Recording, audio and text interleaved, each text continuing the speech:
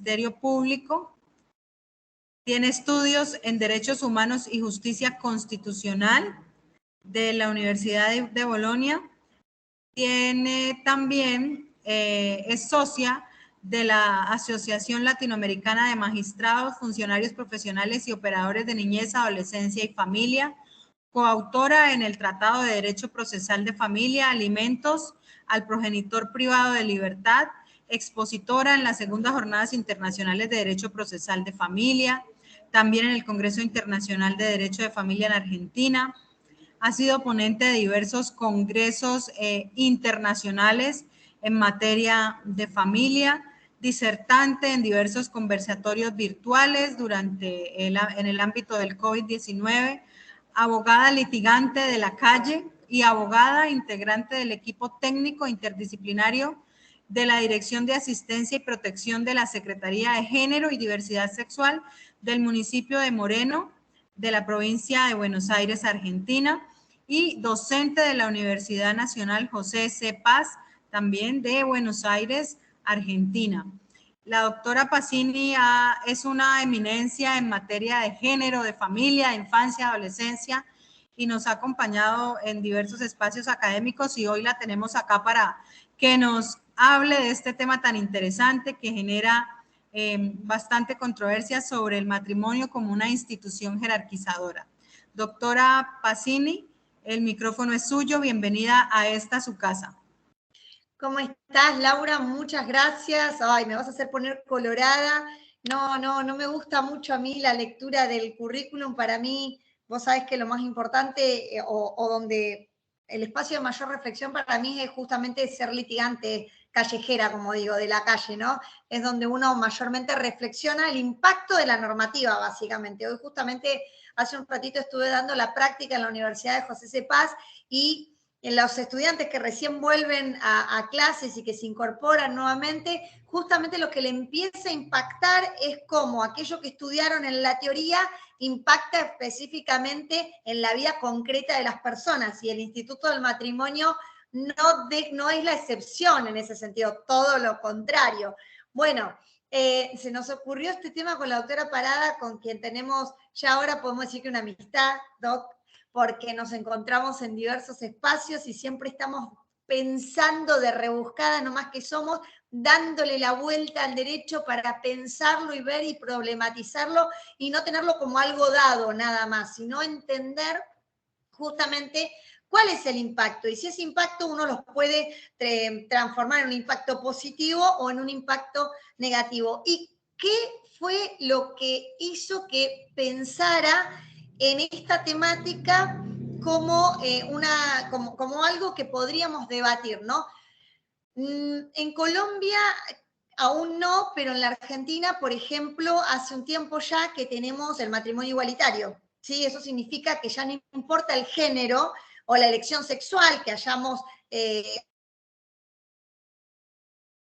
no es un requisito para la figura del matrimonio ser un hombre y una mujer, ¿no? Que se concrete entre un hombre y una mujer, sino que cualquiera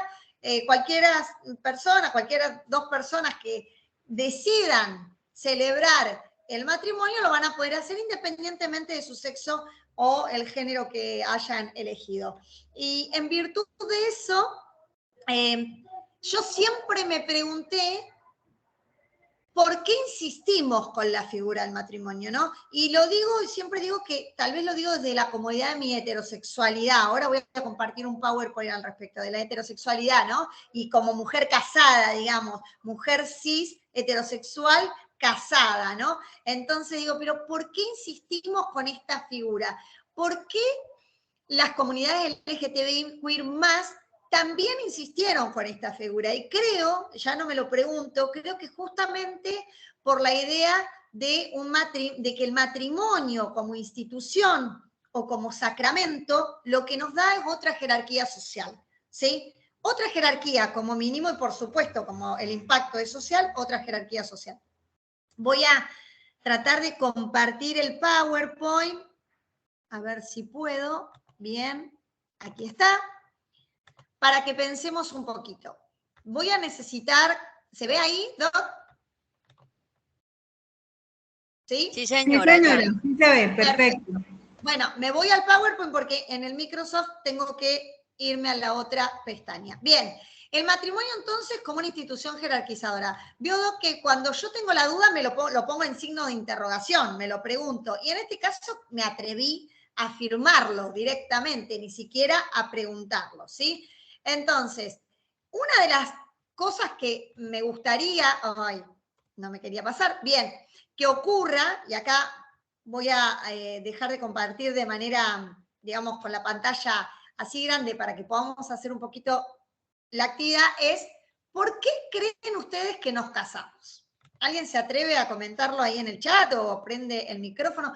¿Cuáles son los motivos que nos llevan a casarnos?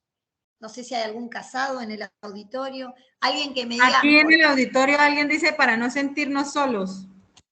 Bueno, interesante, no lo había pensado, para no sentirnos solos. Pero miren que hay otras formas de no sentirse solos también, ¿eh? Ya podemos empezar a debatir con eso. ¿Alguien más se anima? ¿Qué es lo que nos lleva a casarnos?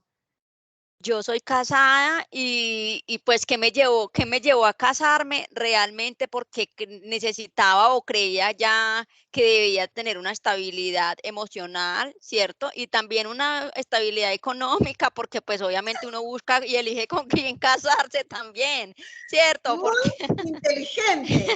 Porque no... el amor entra por la ventana y el hambre por la puerta. Entonces... ¿Usted sigue casada? Quiero preguntar esto ahora. Llevo 10 años de casada. Muy bien, la felicitamos, la tenemos que felicitar. Muy bien. Bien, por una estabilidad emocional y económica, por una estabilidad específicamente de acompañamiento también, que tiene que ver con, con lo emocional. ¿Alguien más? Anímense, vamos. A todo el mundo le gusta hablar del matrimonio.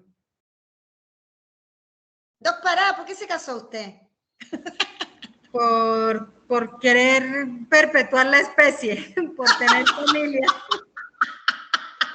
Pero doctora, hay otras formas de perpetuar la especie sin la necesidad del instituto del matrimonio. Bueno, está bien, y yo quería hacer esta pregunta porque en general nadie dice, de hecho estoy sorprendida, nadie dice por una cuestión netamente patrimonial. En general lo que nos lleva a casarnos tiene que ver justamente con la cuestión de lo afectivo, ¿sí? En primer lugar, la cuestión de lo afectivo. Sin embargo, nosotros como seres humanos tenemos muchas relaciones afectivas y no con ellas los institucionalizamos a través de algún acto jurídico, porque el matrimonio, en principio, por lo menos acá en la Argentina, es un acto jurídico, ¿sí?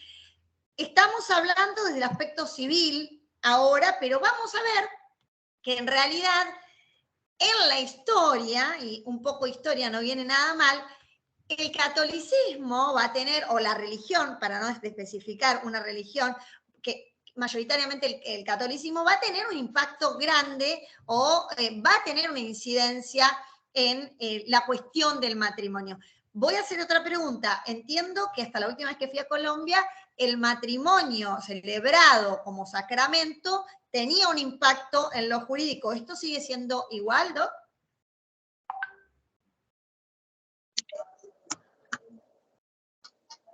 ¿Alguien me puede contestar? ¿Sí? Doctora, nos repite la pregunta que no alcanzamos a escuchar Bien. acá. El sacramento, o sea, la realización de la ceremonia religiosa del matrimonio va a tener un impacto en lo jurídico. O sea, si usted se casa por iglesia, digamos, eso va a tener un impacto jurídico, como si se casara por civil. Sí, señora, aquí todavía se maneja por notaría, todo legal, es lo mismo, solamente que el acto ceremonial, pues ya es ante Dios, ¿cierto? Según Bien. la religión que se practique.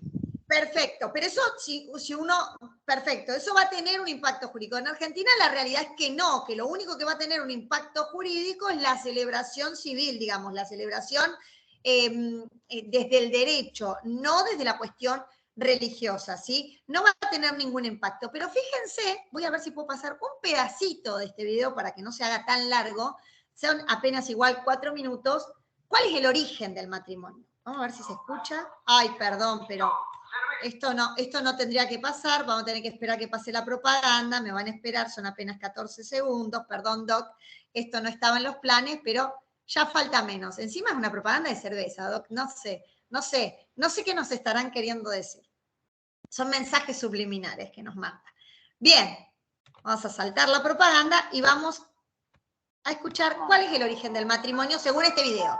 Se puede decir que el mismo Dios... Doc, perdóneme, yo no lo estoy viendo, no sé si los demás lo están viendo. Sí se está viendo y se está escuchando bien. Okay. La mujer es una ley natural y unión.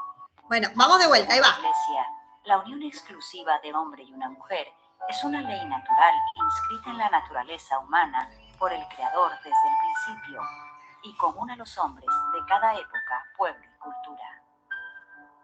En el Génesis se encuentran las características fundamentales del matrimonio. El matrimonio es único e indisoluble.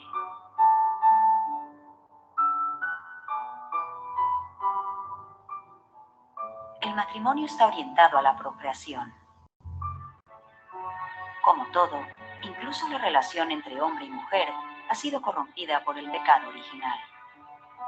Jesús la sanó, pero no solo devolviendo al matrimonio su significado original, sino instituyéndolo como sacramento. Es la famosa narración de las bodas de Caná, con la transformación del agua en vino. Con la gracia de Cristo, el agua de los esposos es transformada en vino nuevo. El amor de los esposos es, por lo tanto, santificado. El sacramento del matrimonio se basa en el consenso libre y recíproco de los esposos a vivir un amor fiel e indisoluble y abierto a la vida. Bueno, voy a dejar de compartir, vamos a compartir un pedacito nada más como para que se vea cuál es el origen del matrimonio, por supuesto desde una visión netamente desde la religión, ¿no? Hay otras fuentes que indican que en realidad el matrimonio existía previo a la existencia de la religión, ¿sí? Que incluso es un invento griego. Vieron que todo es un invento griego prácticamente. No sé si vieron justamente Mi Gran Casamiento Griego, en donde todo es un invento griego. Bien, pero cuando en las culturas antiguas empieza a tener una incidencia el catolicismo, justamente se le da esta palabra de sagrado, ¿no? Se lo lleva a un trasfondo de sacramento, ¿sí? Y por supuesto, el matrimonio religioso, o sea, la celebración de ese sacramento, tiene determinadas condiciones, que todos sabemos que, por ejemplo, excluye y discrimina a las personas que eligen convivir y llevar ese proyecto de vida común que sean del mismo sexo, ¿sí?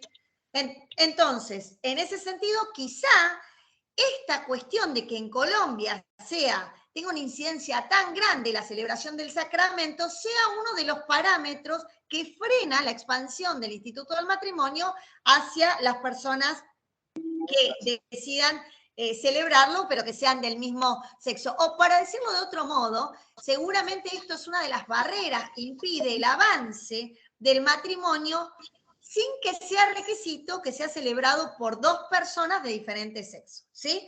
Eso es justamente uno de los requisitos que se quitó en Argentina.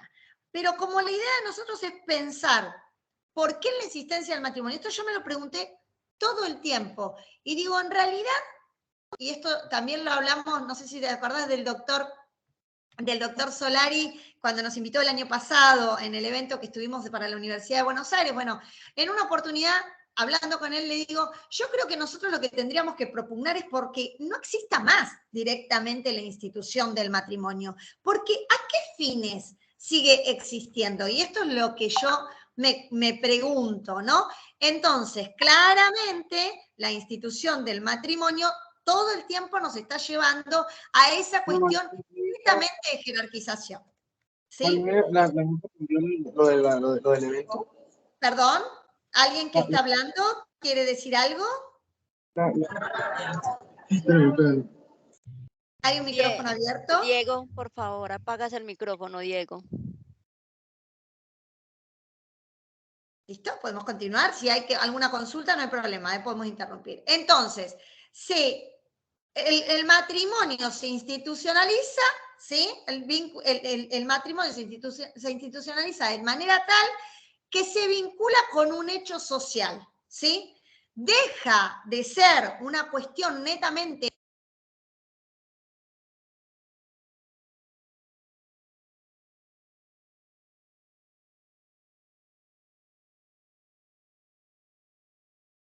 Disculpe, doctora, no la estamos escuchando. Parece que le silenciaron el micrófono. Ahí Ahora está, sí, me ya. silenciaron. Bien, al parecer, el matrimonio como sacramento tiene como uno de los objetivos justamente el que acaba de decir la doctora Parada, ¿no? Para la procreación, para que la especie no se extinga, ¿no? Y nosotros seamos un vínculo de procreación en ese sentido. Entonces, de vuelta, el matrimonio queda dentro del margen de lo civil o el margen de lo sacramental. Y esa institucionalización en cualquiera de sus dos facetas lo que hace es que sea un hecho social relevante, ¿sí? Un hecho social relevante. En ese punto, claramente, va a haber una relación de sujetos. El video, si ustedes lo continúan viendo, va a decir que supuestamente es una relación entre iguales. Sin embargo, fíjense que yo voy a hacer un paralelismo todo el tiempo desde el aspecto religioso con el aspecto civil, porque en algunos momentos históricos ambos coincidían, ¿sí? Hasta hace poco tiempo, digamos, en la Argentina, no hace mucho tiempo atrás, una como mujer pasaba a ser de propiedad del pater familia a ser propiedad del marido, ¿sí? Todo entre comillas. Propiedad, ¿por qué? Porque no teníamos los derechos de la misma manera equiparados como los hombres. Y estoy hablando de hace más o menos 50, 60, 70 años atrás. Piensen que en 1947 recién obtenemos la posibilidad de votar y entonces para esa época tampoco nos podíamos divorciar ni podíamos administrar nuestro patrimonio, entre otra infinidad de cosas. Siempre estábamos sujetas a un hombre, ¿sí? Entonces, la supuesta relación de igualdad, que si uno pudiera seguir viendo ese video, está estableciendo la cuestión civil, en la cuestión religiosa, en realidad no están así. Y fíjense que acá traigo saco esta frase también de los textos del Evangelio que dice, ¿cuál es el rol de la esposa? Vosotras, mujeres, sed sujetas a vuestros maridos, para que también los que no crean a la palabra sean ganados sin palabras por la conversación de sus mujeres, considerando vuestra casta conversación que es en temor. Entonces, la pregunta es, dentro de esta relación que se da a través del matrimonio, ¿hay una relación de sujetos iguales? Bueno, al parecer, en principio, no hay una relación de sujetos iguales, o no había. Obviamente, la evolución social, que también va incidiendo en la cuestión del matrimonio, ha hecho que hoy tengamos otra perspectiva, otra lógica. El rol de las mujeres ha cambiado completamente en ese sentido y se ha equiparado dentro del rol del matrimonio. Pero para continuar y ver cómo esto ha impactado también en el espacio no solo de lo religioso, sino que eso fue llevado al espacio social, esto que les estoy mostrando acá han sido propagandas. Por ejemplo, en Argentina había toda una propaganda de cómo ser una buena esposa, y este es apenas un ejemplo en esta foto, donde la mujer tiene que dejar limpio el hogar, en esta tiene que realizar las tareas domésticas referidas a la cocina y demás. Y hay otros que son también interesantes, que no los pude encontrar. La realidad es que en otros también decía que a pesar del cansancio que la mujer podía tener con las tareas del hogar, cuando el marido llegaba a la casa tenía que estar de manera impecable para recibirlo. Entonces, el matrimonio en determinada época no solo era una cuestión de jerarquización, e incluso, tal como le dijo la colega hace un ratito, que también de estabilidad económica, porque por supuesto en otras oportunidades también he hablado que uno de los aspectos de violencia de género más graves que tenemos y que por ahí son invisibilizados respecto de la mujer es justamente esa dependencia económica y patrimonial que seguimos teniendo respecto de nuestras parejas, específicamente de nuestros maridos en muchas oportunidades, ¿sí? Entonces, este era el rol que la derivación histórica y que la influencia de la religión había también llevado adelante respecto del matrimonio civil. Esta es una propaganda, fíjense, no sé si ven con el cursor, de Mr. Músculo, que no es de estas épocas, es más actual, es del año 2000 aproximadamente, en donde un señor musculoso, superhéroe, venía a decirnos a las mujeres, que además en el final de la propaganda se veía que estaban esperando cómo el marido llegara del hogar y oliera rico el baño, ¿sí? Cómo teníamos que limpiar, otra vez subsumiéndonos también con la figura del matrimonio a un espectro de lo doméstico, ¿sí? Un poquito de historia para entender por qué la cuestión del matrimonio o el instituto del matrimonio no solo es un hecho social, no solo es una imposición histórica y una imposición de sujetos también fuertes, ¿sí? Para que esas relaciones existentes dentro de la figura del matrimonio también en una relación de desigualdad constantemente, sino como esto también se va a ver reflejado incluso en aquellos países, y esta foto exclusivamente fue la que me llevó a pensar estas cuestiones, incluso en aquellos países en donde la figura del matrimonio igualitario, o sea, sin tener en consideración el sexo, ha tenido cabida. ¿Qué pasó en estas últimas semanas previos al 8M? Bueno, resulta que en Guatemala, ¿sí? La historia amplía el juego de la normalización, me pregunto yo. El matrimonio, en ese sentido, no es una figura inocente, ¿sí? No es un instituto inocente. Es un instituto que entiendo que está planificado y que casi que nadie escapa a esta cuestión, y un instituto que está planificado justamente para la normalización.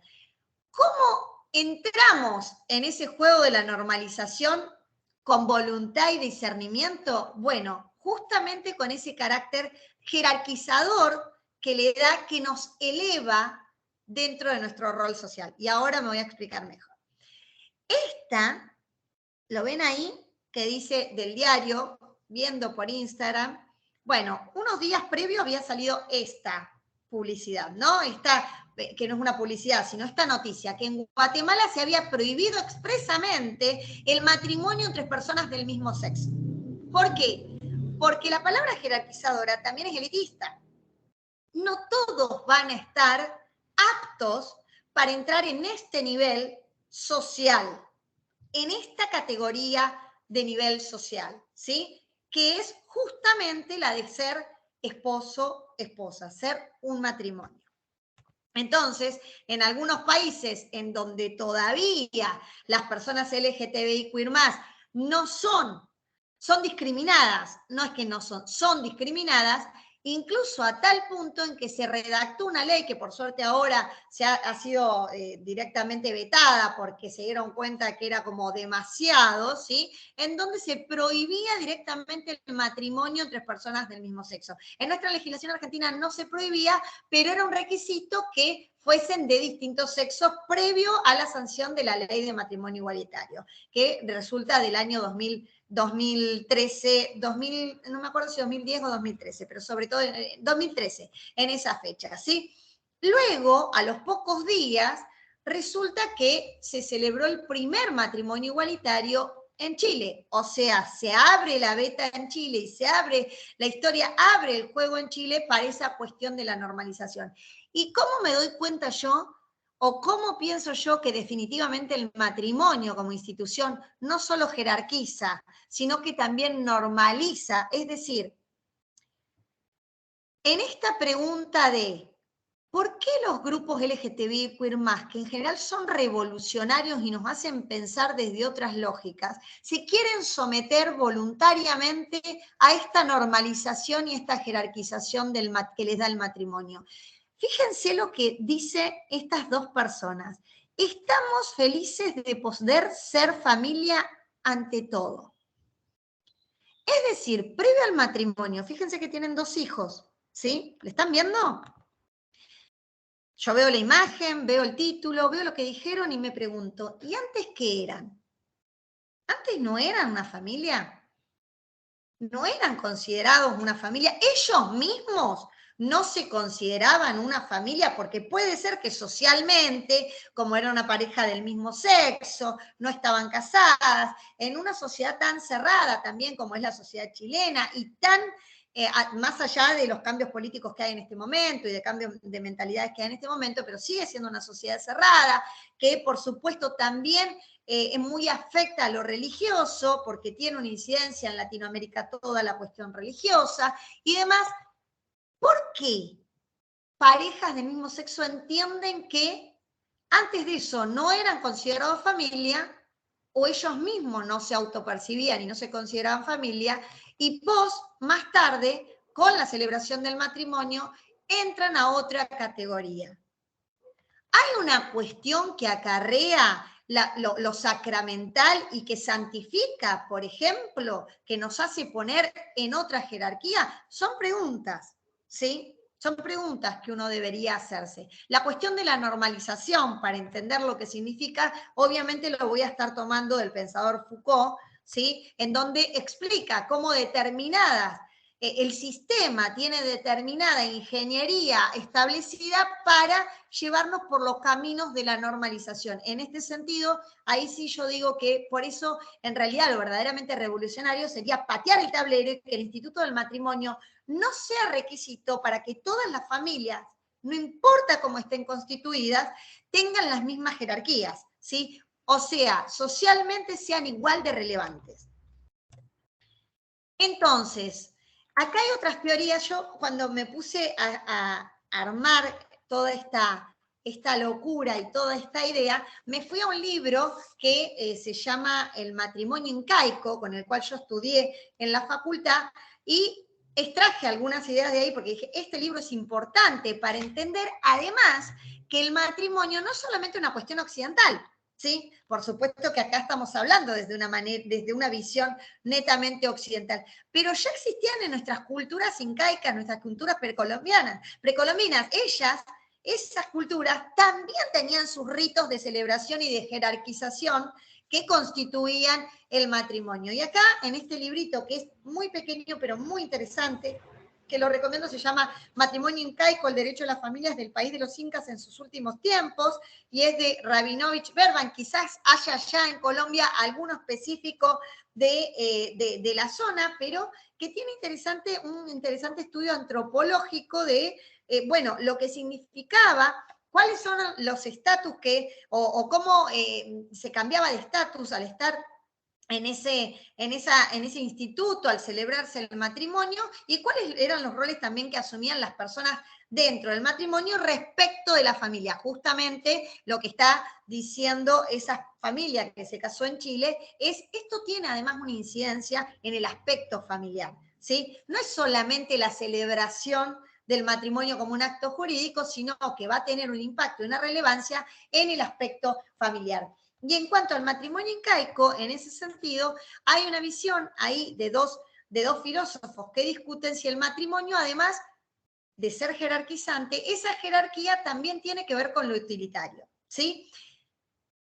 Es interesante porque de las pocas personas que se animaron a hablar hace un ratito para decirnos por qué en general nos casamos, también se dejó ver una cuestión utilitaria. ¿Quién era la que se casó? ¿Cómo es el nombre de la persona que se casó por una cuestión económica? Espero que su marido no nos esté escuchando.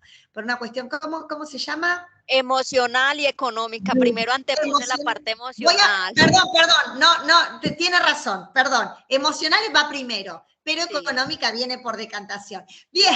Claro. No, Y Judy, sí. Es importante, me encanta que lo hayas dicho, porque nadie se atrevería a decirlo, además, muy valiente de tu parte. Entonces, encontramos ahí también un aspecto utilitario, pero lo interesante es que en este debate que surge en este texto dice, bueno, en un sentido amplio, toda vinculación humana es utilitaria, y en tal orden, el matrimonio también lo es. Esto, que yo lo saqué de la página 79, yo lo puse acá un poquito, los que están discutiendo, debatiendo es Baudy, ¿sí? que califica el matrimonio, él califica el matrimonio andino, pero digamos que todo tipo de matrimonio deviene en un aspecto utilitario, a pesar de que esté atravesado por la cuestión afectiva, deviene en algún tipo de utilitarismo. Utilitarismo en el hecho de la procreación, utilitarismo en el hecho de no estar solo en la vida, utilitarismo en cualquiera de los aspectos. Y Guevara le va a contestar que en realidad esto en el matrimonio incaico no es tan... Porque el anterior, Baudin está hablando de un utilitarismo al estilo marxista, y esto no es posible trasladarlo al matrimonio incaico porque claramente no existía en esa época. Pero Rabinovich y Bergan llegan a la conclusión de que en realidad, por supuesto, en toda relación social hay una cuestión utilitarista también. En este sentido, y alguien me va a decir, bueno, ¿y esto qué tiene que ver con la jerarquización? Todas estas cuestiones llevan al espectro de la jerarquización, pero sobre todo... ¿sí? En la Argentina, sobre todo en la Argentina, y antes de ir cerrando la charla, en Argentina, en la actualidad, que esto es lo que yo les quería traer también, la figura del matrimonio, si no le sacamos el aspecto jerarquizante y utilitario, si no fuese que tuviese solamente ese sentido, y ahora voy a decir por qué utilitario también, desde el aspecto netamente patrimonial, porque es donde deja supérstite las mayores diferencias con la convivencia, ¿sí? Desde el aspecto patrimonial, es decir, quienes estamos casados tenemos una garantía patrimonial en cuanto a los bienes de la sociedad conyugal, en cuanto a la herencia, ¿sí? Y también algunas diferencias, a pesar de que a algunos no les guste que le digamos esto, algunas diferencias de privilegio respecto de los hijos, ¿sí? Por ejemplo, los hijos nacidos dentro del matrimonio, va a haber una presunción fehaciente de que son hijos de ese señor, ¿sí? De ese marido, ¿sí? Y los hijos nacidos en el concubinato o en la convivencia, que es así como se llama ahora acá, no van a tener esta presunción tan favorable, porque va a bastar la oposición de la progenitora para que no sea inscrito. En el otro caso va a necesitar la progenitora demostrar que ese hijo no es del matrimonio. Por lo tanto, hay algunas diferencias que por ahí son más sutiles, que no se ven, pero que cuando uno profundiza entiende que incluso los hijos del matrimonio se siguen viendo o siguen siendo jerarquizados respecto de los hijos nacidos en la convivencia. En la Argentina la convivencia también ha tenido regulación específica, pero por supuesto el speech o lo que comúnmente se entiende que se dice en las calles, el pueblo dice, es lo mismo estar casado que no estarlo, la realidad es que normativamente esto no es real, ¿sí? Por lo tanto, todavía se sostiene al matrimonio, al acto jurídico del matrimonio, como una cuestión netamente de jerarquización. Por último, otra de las cosas, ¿sí? La normalización, el problema histórico de la institución es justamente esto, la normalización y su institución y su utilitarismo, y por supuesto decir que somos convivientes, a decir que estamos casados, produce un impacto social diferente. Por eso también el matrimonio como un hecho social. Y fíjense, para finalizar y para comprender por qué me propongo decir que en realidad, si fuésemos realmente evolucionados, o en el momento en que lleguemos a esa evolución, lo que tendríamos que hacer es que no exista directamente la institución como tal para garantizar esos derechos, para garantizar, por ejemplo, que aquellos que han sido convivientes y han aportado igual patrimonialmente al matrimonio tengan los mismos derechos al momento de decidir cada uno seguir su camino. Pero fíjense que este artículo a mí siempre me llama la atención y pienso, qué necesidad de haberlo dejado, ¿no? Incluso nos impone deberes morales, cuando nuestro nuevo Código Civil y Comercial de la Nación en Argentina lo que intentó fue justamente quitarle cualquier valor moral que incida en la relación del matrimonio, es decir, sacar aquello que lo sacramental de la institución católica había puesto en el matrimonio civil y dejarlo al estilo Kelsen, ¿no? Kelseniano, purificarlo, digamos, netamente positivista, pero no pudieron con su genio y la redacción dice que los esposos en el deber de asistencia se comprometen a desarrollar un proyecto de vida en común basado en la cooperación, la convivencia, y acá es donde metieron la pata, y el deber moral de fidelidad. Lo dejo ahí, ese deber moral de fidelidad, que no es un deber de los convivientes, por ejemplo, también le da un aspecto sacramental y jerarquizador a la institución del matrimonio. Yo sé que ahora vienen la parte en que me van a tirar por ahí con los tomates, pero lo que yo quiero que pensemos es cómo voluntariamente seguimos sometiéndonos, y ahí Foucault se hace un festín en la cuestión del poder, en esta cuestión de la libertad, en la creencia de las libertades, pero cómo voluntariamente nos seguimos sometiendo a determinados institutos cuyo objetivo, entiendo, lo único que desean o a lo que quieren llevarnos es justamente a producir esa normalización. De otro modo, no se podría entender el motivo y la razón de que dos personas del mismo sexo, con el antecedente además que tiene Chile en cuanto a fallo de Corte Interamericana, no sé si han escuchado el fallo Atala Rifo, ¿sí? Que justamente trataba de equiparar los derechos de una mujer que había decidido llevar adelante su relación de vida y su relación de cooperación de vida con otra mujer y demás, no sé si lo tienen, pero por ahí si lo pueden leer, justamente con ese antecedente me llamó a mí muchísimo la atención que dos personas del mismo sexo se consideren ahora sí una familia por el hecho jerarquizador de haber celebrado, simplemente de haber celebrado ese matrimonio. Así que, no sé, si quieren que compartamos alguna, dejé de compartir ahí, alguna reflexión al respecto, como, bien, Judy, la escucho. Bueno, a mí realmente este tema me apasiona muchísimo, muchísimo. Lástima que no tenemos más tiempo, porque además me tengo que ir a dar una clase ahora, pero en Muchas realidad gracias. es para largo, ¿no? Sí, Es como para sí. tirar la bomba y salir volando. Totalmente, totalmente. Bueno, yo revisando, haciendo un análisis desde su primera diapositiva, cómo en un comienzo, cierto, si nos vamos a la parte católica, cristiana, pues como a los, bueno, a esa parte de la moral y eso, pues en la palabra de Dios para todos es la misma, ¿cierto? Entonces la palabra de Dios decía que Dios creó al hombre y a la mujer. Dios no creó en ningún momento a dos hombres ni a dos mujeres, desde mi punto de vista, ¿cierto? Entonces, ¿cómo a partir de la historia, el mundo ha diversificado las cosas, las ha cambiado, incluso los roles del hombre y la mujer también se han cambiado? Totalmente.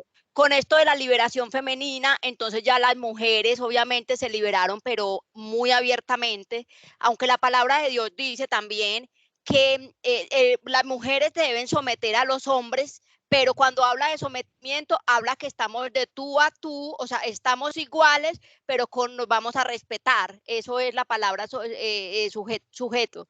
Pero también le dice al hombre, hombres, cuidad a sus mujeres como el vaso más frágil. Cuando habla de cuidad a sus mujeres, es que también las mujeres se van a sujetar a un hombre que realmente las valore, ¿cierto? Porque si yo voy a ser golpeada, maltratada, pues también entonces tendré la parte pues legal del divorcio o de la separación y todo, porque ninguna mujer se va a aguantar eso.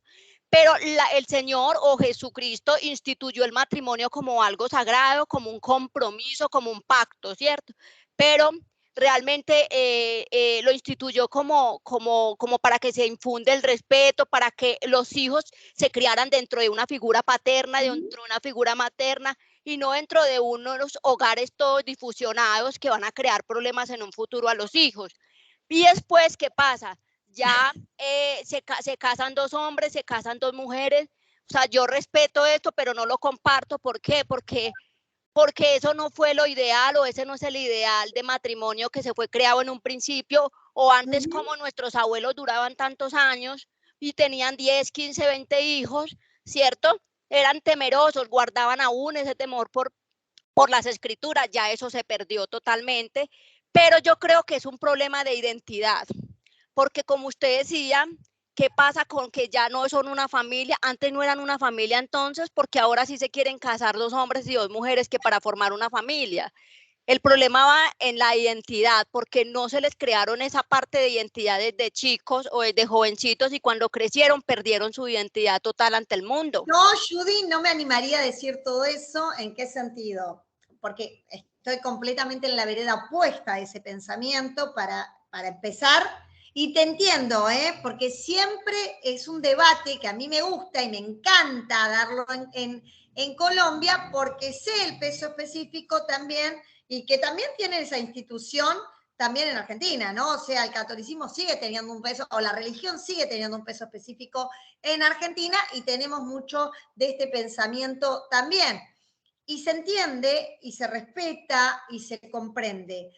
Ahora, en realidad, la institución es jerarquizadora en ese aspecto, desde el aspecto religioso, por supuesto, pero también desde el aspecto civil, ¿sí?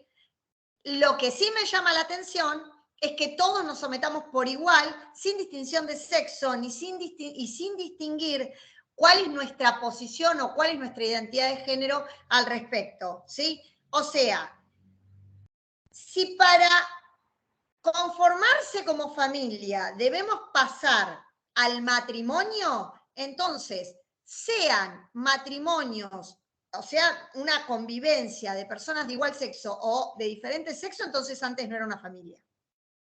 ¿Sí? Con esa conclusión. Con lo cual yo disiento, yo digo, siempre se puede ser una familia. De hecho, hace un tiempo atrás hicimos una actividad hermosa también en Colombia, en donde armábamos un concepto de familia, con el cual yo lo repito muchas veces, porque fue hermoso los distintos conceptos de familia que se fueron dando. Algunos desde el aspecto tradicional, hombre, mujer, hijos. Otros incluían, incluso dentro de sus familias, a los animales domésticos. Entonces, hay una diversidad innegable, que no debería estar catalogada o no debería estar aprobada desde la cuestión de si se encuentra dentro de la institución del matrimonio o no, independientemente de la elección de género o de la elección sexual que tengamos.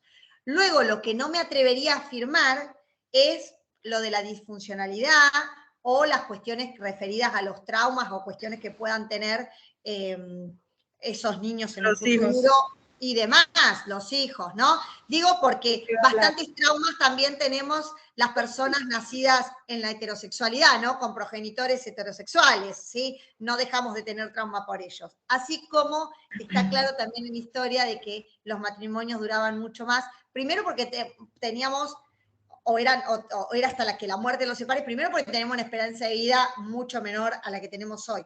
Marisa Herrera, que es una catedrática también de acá, de Argentina, dice, y concuerdo en ese punto con ella, dice, hoy una persona vive más o menos 2 o 3 vidas de lo que vivía hace 70 años atrás, ¿sí? Entonces, ese es un punto vital. Entonces, bueno, la esperanza de vida era menor, la cantidad de tiempo que se estaba junto era menor también, y otro punto era que los derechos de las mujeres, por más que la religión dijera lo que dice, estaban completamente cercenados. Piensen a tal punto cómo fueron cercenados históricamente, que incluso tanto en comunidades aborígenes como en Roma, hace poco salió un informe de que las mujeres en Roma comían en menor calidad y cantidad que los hombres.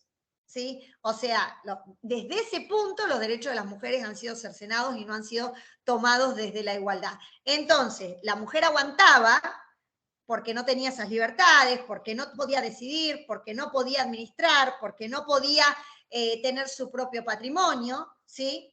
Y además aguantaba menos cantidad de años también, porque la esperanza de vida era más corta. Y hoy la mujer también sigue aguantando. Esa será temática de otro debate, pero uno de los puntos en particular por la cual la mujer todavía tolera la violencia de género es porque justamente tiene que irse cuando se va de ese domicilio, si se tiene que ir con los hijos a cuesta y no tiene con qué sostenerlos económicamente. Pero eso será punto de otro debate. Ahora, lo que quisiera yo que pensemos pueden no estar de acuerdo conmigo, pero yo creo que sí, que vamos a estar de acuerdo en que el matrimonio, en definitiva, existe utilitariamente para ponernos en otro nivel, un nivel diferente del resto de los mortales, si se quiere decir de un modo. Y en algunos países incluso un nivel diferente del resto de los mortales que además no han elegido su condición de género, no la han elegido desde la heterosexualidad o no la ven desde la heterosexualidad. ¿Sí? No sé si más o menos... Sí. Pudimos debatir ahí. Sí. Rob, sí, perdón, yo quiero intervenir un Bien. pequeño, yo sé que ya tiene que irse a su clase, No hay problema. pero de acuerdo con este 10 planteamiento, sí, de que el matrimonio pues se ha convertido no, solamente como en el nombre, ¿no? Para la sociedad decir estamos casados y realmente en derecho, y aquí hay varios estudiantes de derecho conectados, pues el matrimonio tienen, o los esposos pues tienen los mismos derechos que una unión marital. De hecho, hoy por hoy las uniones maritales de hecho están adquiriendo un papel protagónico también en el ámbito jurídico y teniendo igualdad de derechos que el matrimonio. Acá en Colombia, pues el matrimonio es más visto desde el punto de vista religioso, ¿no?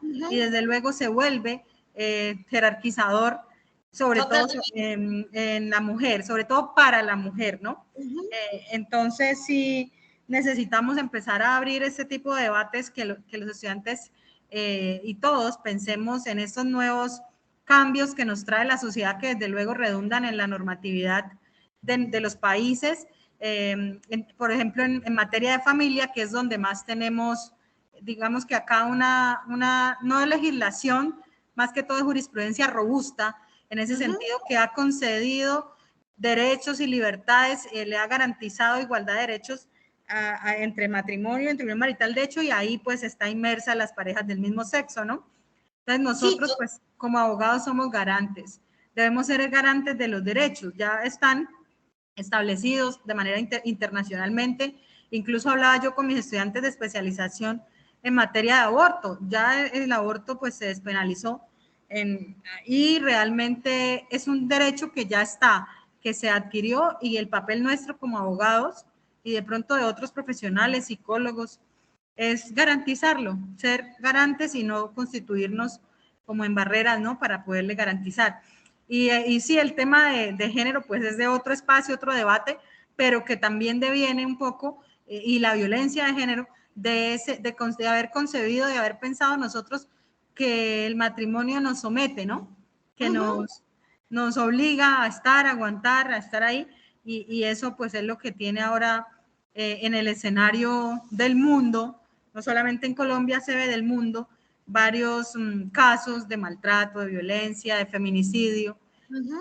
Pues no todos, no generalizar, pero sí es importante. Era ese el aporte, doctora. Gracias por acompañarnos.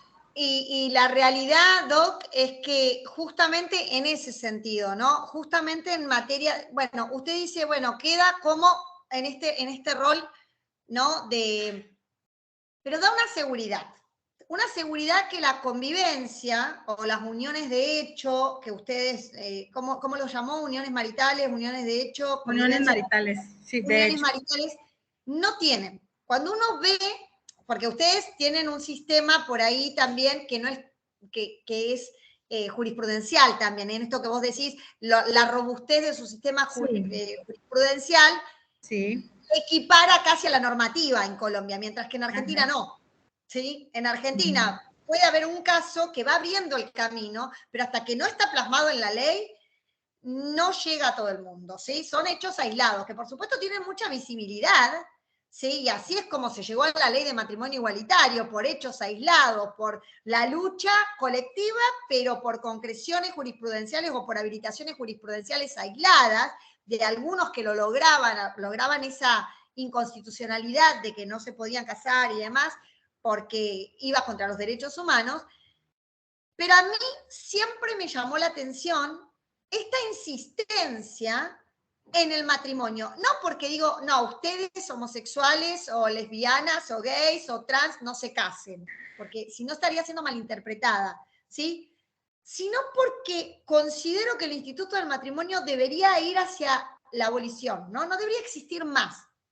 alguien, siempre que digo esto, digo, los abogados me van a matar porque si no hay matrimonio no hay divorcio. Entonces perderíamos gran parte de nuestro trabajo. Pero no debería existir más, ¿no? Debería en realidad existir una protección integral de esa decisión familiar, cualquiera que sea, mientras que esté asentada en un proyecto de vida en común. ¿Se entiende? Y si quieren, bueno, reservémoslo a la monogamia, porque por supuesto en un nivel, en un estadio más amplio podríamos hablar de que no sea de 2 personas, ¿no? Pero no vamos a meternos en ese debate hoy, ¿sí? Pero digo, en algún punto deberíamos decir, bueno, ya no es necesaria la figura del matrimonio. Cualquier unión entre 2 personas, independientemente del sexo, que tengan un proyecto de vida en común, debe estar resguardada en los derechos patrimoniales, en los derechos sucesorios, en los derechos que respectan a los hijos y demás, independientemente de la existencia o no del matrimonio. Y en lo particular, decir que el matrimonio en ese aspecto debería, si esto fuera así, si no sintiésemos esa jerarquización, si no sintiésemos que, obviamente es mucho socialmente, que nos digan que somos la esposa, que nos digas que somos la conviviente, tiene un significante diferente, ¿no? Entonces, cuando pasemos ese estadio, entiendo, no sé cuánto nos resta, Doc, para que lleguemos a ese lugar, pero entiendo que en realidad la figura del matrimonio, por lo menos del aspecto civil, no debería existir más, ¿sí? Para no sentir que todavía tenemos hay diferencias. Uniones de primera y uniones de segunda, por decirlo de un modo, ¿no? De diferencias, exactamente. En Argentina, más allá de los derechos que les fueron otorgados a las uniones convivenciales, ¿sí? A las parejas que viven en convivencia, la realidad es que, por ejemplo, si yo pasé 20 años con mi marido y mi marido fallece y no estoy casada, no tengo derecho hereditario. Entonces no hay una igualdad real. ¿Se entiende? Mientras que sí, hice el papelito del matrimonio, voy a tener derecho sucesorio, ¿sí? Entonces, hay una jerarquización y hay una diferenciación. El matrimonio normaliza y jerarquiza, y normaliza incluso en aquellos sectores en donde deberíamos esperar que no se sometan a esa normalización. Pero bueno, siempre hablándolo desde mi subjetividad heterosexual, que puede ser que no esté tan acertada. Gracias, doctora. Y no hay nada escrito, todavía hay mucho por seguir debatiendo y no hay, digo yo, verdades absolutas o conclusiones, ¿no? Seguimos porque sigue cambiando la sociedad y siguen cambiando las situaciones y las relaciones familiares. Muchas gracias, doctora Fabiana, por este espacio tan enriquecedor. No sé si hay alguna otra persona, algún asistente que quiera comentarnos algo, alguna pregunta, alguna conclusión, apreciación. A mí me da miedo cuando nos preguntan. Bueno, no, mi doctora, muchas gracias nuevamente por este espacio tan enriquecedor. A ustedes por haberme invitado y bueno, en otro momento nos encontramos nuevamente a debatir cuando ustedes lo deseen. Bienvenida nuevamente aquí, la esperamos tenerla acá presencialmente en nuestra universidad. Muchas me muero de ganas. Chao, hasta la próxima. Gracias por escuchar. Gracias. Adiós. Hasta luego. Buenas tardes. Adiós.